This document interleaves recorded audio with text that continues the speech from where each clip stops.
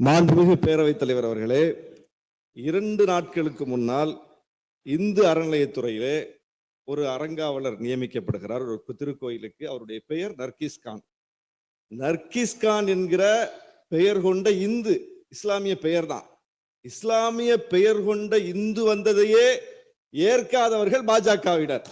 அவர்கள் வக்பு வாரியத்தில் இந்துக்களை கொண்டு வந்து நியமிப்பதற்கு சட்ட திருத்தத்தை கொண்டு வருவார்கள். எவ்வளவு பெரிய அநீதி பாருங்கள்.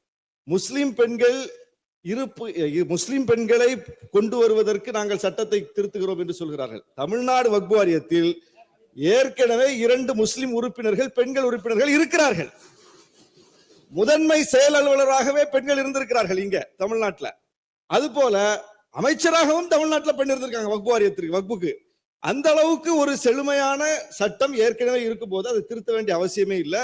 உள்நோக்கத்தோடு திருத்துகிறார்கள். அதனால்தான் மாண்புமிகு முதலமைச்சர் இதை எதிர்த்து தீர்மானத்தை கொண்டு வந்திருக்கிறார். வக்ஃபு சொத்துக்கள் ஆக்கிரமிப்புல இருக்கு, அதை மீட்கணும். எனவே அதை முறைப்படுத்துறதுக்கு தான் நாங்க இந்த சட்டத்தை கொண்டு வந்திருக்கோம் அப்படிங்கிறாங்க. முறைப்படுத்தணும்னா வக்ஃபுக்கு இன்னும் அதிகாரத்தை கொடுக்கணும். அதுதான் முறைப்படுத்துறது. ஏற்கனவே இருக்கக்கூடிய அந்த அதிகாரத்தை வலிமைப்படுத்தணும். ஆனால் அதிகாரத்தை பறித்து பலவீனப்படுத்துவது என்பது அந்த சட்டத்தையே நீர்த்து போக செய்கிற ஒரு வேலை. அதனால்தான் தமிழ்நாடு எப்போதும் போல எதிர்க்கிறது.